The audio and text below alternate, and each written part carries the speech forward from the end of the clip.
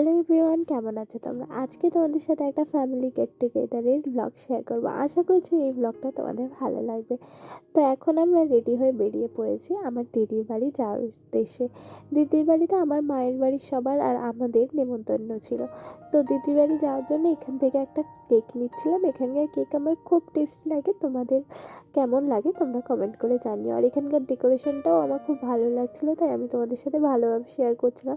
আর ডেকোরেশনটা আমার বরকে দেখাচ্ছিলাম, বলছিলাম এরকম ডেকোরেশন আমাদের বাড়িতে লাগাবো। তো তারপরে চলে এসেছি আমার দিদির বাড়ি। দিদির বাড়িতে আসতেই এত গরম লাগছিল, আমি ভিডিও করতে ভুলে গেছি। তার কিছুক্ষণ পরে আমি তোমাদের সাথে ভিডিওটা শেয়ার করেছি। এই এখানে একটুখানি কাবাব আমার হাজব্যান্ডকে আমি খেতে দিচ্ছি, আমার দিদি দিয়েছিল।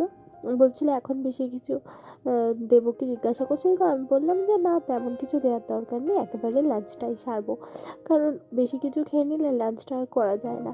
আর এই এখানে দিদি একা পুরো লাঞ্চ রেডি করতে ব্যস্ত। দিদি আজকে অনেক কিছু রান্না করেছিল, যেমন fried rice, chilli chicken, mutton কষা, তারপরে হচ্ছে চিংড়ি মাছ, মাছ কষা, নানা রকমের রান্না দিদি একা করেছিলাম। এটা হচ্ছে দিদির ঘর, বেশ সাজানো গোছানো না? আমার বেশ ভালো লাগে। দিদির ঘরে আলোগুলো খুব সুন্দর সুন্দর আসে, মানে ন্যাচারাল লাইটটা খুব ভালো আসে, যার জন্যে খুব ভালো লাগে। এটা দিদির ছোট্ট রান্নাঘর। দিদি আর জামাইবাবুর জন্যে এই জায়গাটা একদম সাফিসিয়েন্ট। আর দিদির ঘরটা খুব সুন্দর। তো এই দিদি এখানে ফ্রাইড রাইস বানাচ্ছে, আর ফ্রাইড রাইস বানাতে দেখাচ্ছে, বলছে দেখ হাতটার কী অবস্থা, দেখ কী হয়েছে, দেখ সকাল থেকে রান্না করতে করতে।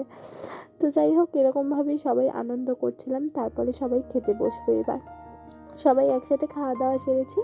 এইখানে সবার প্রায় খাওয়া দাওয়া শেষ হয়ে গেছে। এইবার বসবো সবাই মিলে একটু মুভি দেখতে। এখানে আমরা ধুরন্ধর দ্য রিভেঞ্জ মুভিটা দেখেছিলাম। আর দেখো বাইরে কত মেঘ করেছে, একদম আকাশটা পুরো কালো হয়ে এসেছে। এই ব্লগটা একটু ছোটই করেছি, খুব বড় ব্লগ আমি তোমাদের সাথে আজকে শেয়ার করিনি। এত জোরে বৃষ্টি আসবে মনে হচ্ছে যে কি বলবো। তারপরে একটু ছাদে গিয়েছিলাম, আর দেখছিলাম চারিদিকটা পুরো অন্ধকার হয়ে গেছে, এখন খুব একটা সন্ধে না। তারপর বেরিয়ে পড়েছিলাম বাড়ির উদ্দেশ্যে। দেখো আমরা বেরিয়ে রাস্তায় আটকে গেছি, এই কী জোরে বৃষ্টি হচ্ছে। বৃষ্টি এলে আমার বেশ ভালোই লাগে, আর বৃষ্টিতে একটু ভিজতেও ভালো লাগে। তো এই দিন একটু ভিজেও ছিলাম, ভিজে বাড়ি চলে গেছিলাম। ব্লগটা এখানেই শেষ করবো। আমার ভিডিওটা ভালো লাগলে লাইক করে দিও, আর চ্যানেলটিকে সাবস্ক্রাইব করতে ভুলো না।